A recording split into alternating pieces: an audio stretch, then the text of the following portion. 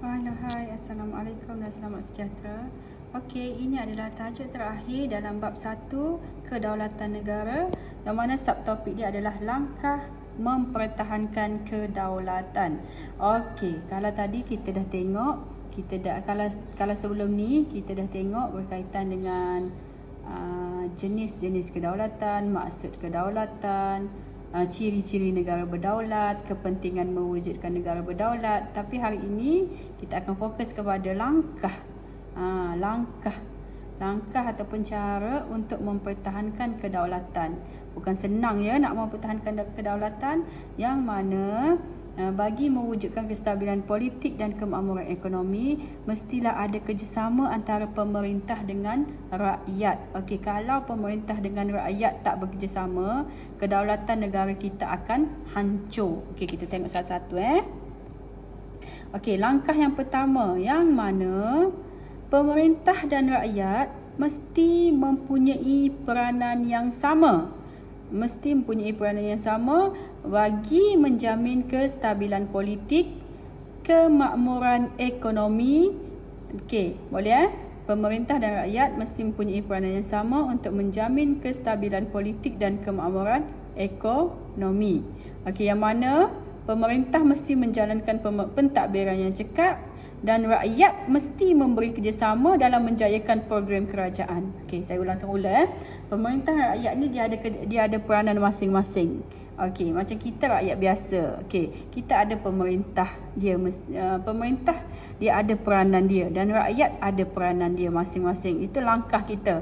Langkah sebagai pemerintah adalah menjalankan pentadbiran cekap. Okey, yang rakyat pula memberi kerjasama dalam menjayakan program kerajaan. Okay, apa yang kerajaan buat, kita kena ikut dan kita kena patuh. Okey, lepas tu seterusnya, pemerintah. Okey, apa yang pemerintah perlu buat? Langkah dalam pemerintahan. Okey, golongan pemerintah ataupun kerajaan, yang pertama adalah mewujudkan pentadbiran yang cekap. Okey, untuk mempertahankan kedaulatan, pemerintah mestilah wujudkan pentadbiran yang cekap. Maksudnya nak jadi pemerintah mesti adanya pentadbiran yang cekap. Yang kedua, mengelakkan amalan rasuah. Okey, sebagai pemerintah, nak jadi pemerintah yang adil, yang cekap, mesti mengelakkan amalan rasuah dalam pentadbiran. Amalan makan suap apa semua tu, itu tak boleh diamalkan untuk mempertahankan kedaulatan. Okey, seterusnya, pemerintah juga mestilah memastikan agihan sumber kekayaan negara dilakukan secara adil kepada semua kaum melalui dasar pembangunan ekonomi. Bila awak nak jadi pemerintah nanti, untuk mempertahankan kedaulatan negara, bila adanya sumber kekayaan negara, awak mesti bahagikan sama rata, sama adil kepada kaum melalui dasar pembangunan ekonomi. Sebab itulah kita tengok sekarang ni kerajaan kita bagi banyak bantuan kepada golongan-golongan yang memerlukan, terutamanya golongan B40. Yang itu sangat memerlukan. Okey, itu peranan pemerintah. Okey, yang seterusnya, peranan rakyat.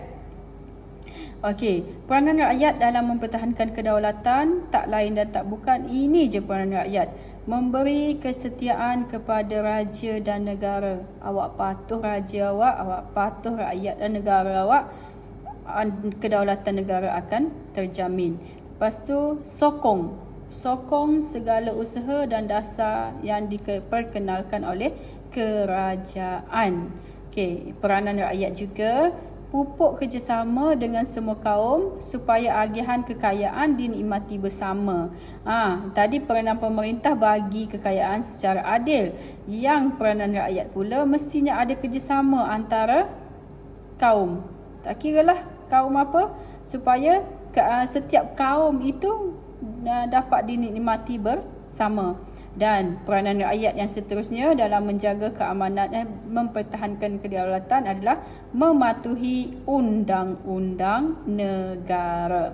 Okay, yang ni awak boleh screenshot ke, nak ambil nota ke, boleh.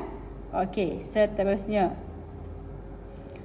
Langkah mempertahankan kedaulatan dari segi mengekalkan perpaduan kaum.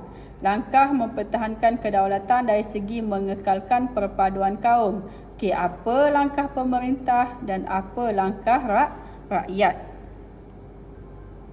Okey, kita tengok langkah pemerintah dalam mengekalkan perpaduan kaum. Okey, kita tengok pemerintah dan rakyat berusaha mengekalkan perpaduan kaum sejak merdeka. Okay, hal ini penting bagi mengekalkan kedaulatan negara. Okay. Peranan pemerintah dalam mengekalkan perpaduan.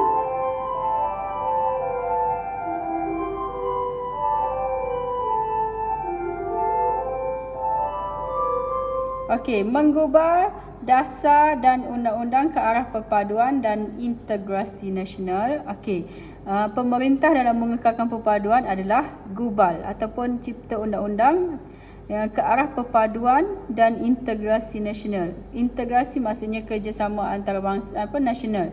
Okey, seterusnya memastikan keberkesanan pelaksanaan dasar yang berkaitan bahasa, pendidikan dan kebudayaan. Itu peranan pemerintah untuk kekalkan perpaduan. Lepas tu merangka program serta kempen dalam memupuk perpaduan. Okey. Lepas tu memperuntukkan perbelanjaan yang mencukupi untuk perpaduan kaum. Okey. Yang ni agak berat. Okey, yang ni agak besar cabaran untuk golongan pemerintah dalam mengekalkan perpaduan, yang mana kita berbeza bahasa, agama dan kebudayaan sebagainya. Betul tak?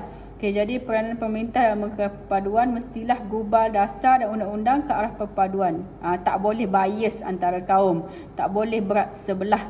Okey, memastikan keberkesanan pelaksanaan dasar berkaitan bahasa, pendidikan dan kebudayaan. Maksudnya kat sini, okey, walaupun negara kita mempunyai pelbagai kaum, pelbagai bahasa, pelbagai budaya, jadi pemerintah tak boleh nak sekat, nak halang penggunaan bahasa dan juga pendidikan. Okey, yang mana setiap kaum dekat Malaysia mendapat pendidikan yang sama rata, tak boleh berat sebelah. Okey, lepas tu merangka program ataupun menjalankan program-program serta kempen-kempen yang mana untuk memupuk perpaduan antara kaum dan seterusnya memperuntukkan perbelanjaan yang mencukupi untuk kekalkan perpaduan kaum. Okey, seterusnya kita tengok rakyat. Apa langkah rakyat untuk mengekalkan perpaduan dalam mempertahankan kedaulatan? Okey, sebagai rakyat Malaysia yang berdaulat, mestilah gunakan bahasa kebangsaan dan menghayati rukun negara. Okey, seterusnya memahami dan menghormati agama serta budaya pelbagai kaum. Ini tugas kita sebagai rakyat. Seterusnya mengamalkan semangat perkongsian, toleransi dan saling memahami. Okey, dan seterusnya melibatkan diri dalam program kemasyarakatan untuk memupuk perpaduan kaum. Okey, sebagai rakyat sepatutnya kita gunakan bahasa kebangsaan untuk menunjukkan kita ini berdaulat. Okey, kita mesti menghayati rukun negara. Sebab itulah setiap sekolah, institusi persekolahan mengamalkan ikrar rukun negara supaya awak tak lupa. Okey, seterusnya memahami dan menghormati agama. Okey, agama setiap kaum, mengamalkan semangat perkongsian, toleransi dan saling memahami serta kalau ada program yang dilaksanakan oleh pemerintah, oleh kerajaan yang melibatkan perpaduan kaum seperti sukan ke apa ke, awak perlu libatkan diri untuk mengekalkan perpaduan kaum. Cumanya sekarang pandemik COVID-19 tidak menggalakkan kita untuk bekerjasama. Cumanya kita boleh libatkan walaupun tak boleh libatkan diri dari segi kemasyarakatan, tapi kita boleh share apa-apa berkaitan dengan kemasyarakatan. Okey, seterusnya langkah mempertahankan kedaulatan dari memupuk patriotisme. Memupuk patriotisme maksudnya memupuk semangat cinta akan negara. Yang mana pemerintah dia perlu buat apa? Okey, untuk memupuk semangat patriotisme dalam langkah mempertahankan negara ataupun kedaulatan, pemerintah menganjurkan hari kebangsaan, menganjurkan hari pahlawan yang menimbulkan kecintaan kita terhadap negara. Seterusnya, mewajibkan mata pelajaran sejarah bagi melahirkan generasi yang peka terhadap sejarah negara. Okey, sebab itulah subjek sejarah adalah subjek wajib lulus, sebab nak memupuk semangat cinta akan negara.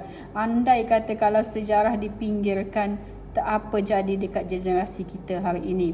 Okey, apa peranan rakyat untuk memupuk patriotisme? Menghormati lambang-lambang negara seperti bendera, jalur gemilang tu tak boleh dibuat sesuka hati, tak boleh koyak, tak boleh bakar, tak boleh dijadikan sebagai baju, tak boleh dibuat sebagai alas tempat duduk. Okey, hormati jalur gemilang awak tu. Okey, menghormati juga jata negara. Apa itu jata negara? Jata negara yang mana ada harimau 2 ekor tu. Okey, lepas tu menghormati lagu negaraku. Ini adalah lambang-lambang yang ada dekat negara kita. Okey. Lepas tu menyanjungi dan menghormati ataupun menghargai adat dan juga agama setiap kaum. Tak boleh halang. Okey, seterusnya.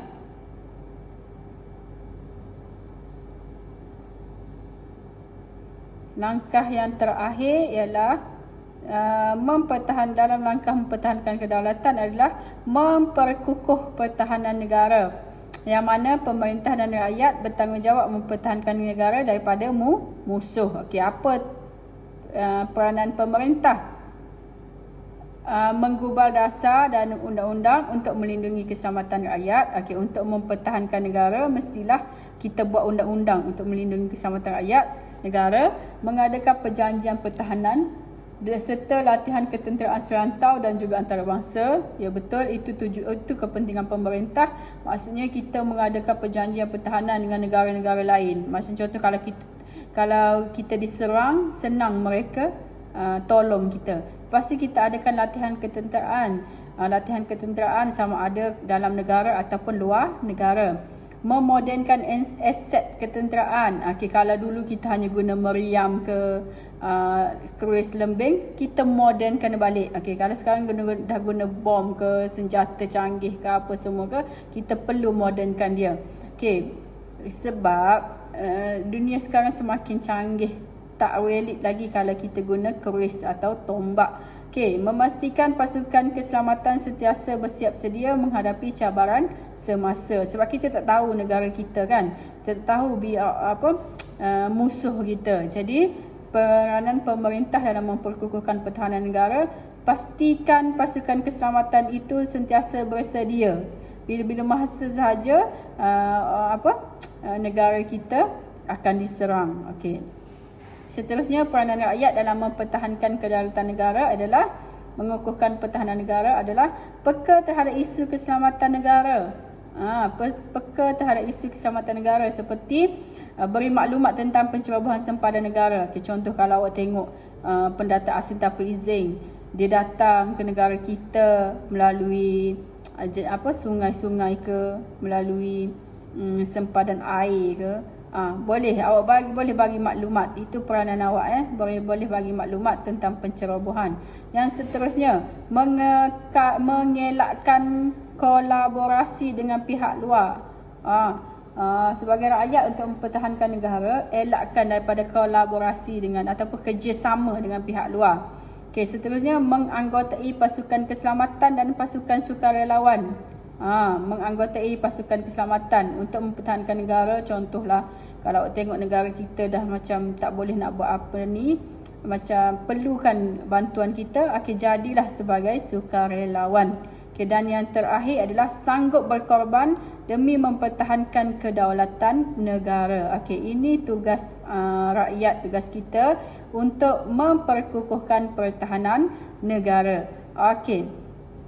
Lepas tu, kerjasama antara pemerintah dengan rakyat berjaya dalam menghasilkan keamanan dan kesejahteraan, menghormati kepelbagaian budaya dan agama, dan teras kemakmuran, kelangsungan serta kedaulatan negara. Okey. Jadi untuk langkah mempertahankan kedaulatan, kita ada beberapa langkah. Okey, saya ulang semula untuk awak ingat. Okey, langkah tadi yang pertama apa tadi? Mewujudkan kestabilan politik dan kemakmuran ekonomi. Yang kedua, mengekalkan perpaduan kaum. Dan yang ketiga, memupuk patriotisme. Dan yang terakhir, mengukuhkan pertahanan negara. Okey. Okey, jadi kesimpulan dekat sini ialah pemerintah mestilah gubal dasar-dasar negara demi keselamatan rakyat, dan rakyat mesti ikut dan patuh akan arahan kerajaan. Okey, jadi untuk hari ini kita dah tamat bab 1, yang mana kita dah tengok subtopik 1.1 sehingga 1.4. Okey, jadi saya akan sediakan latihan sama ada struktur dan juga esei dalam selepas ini.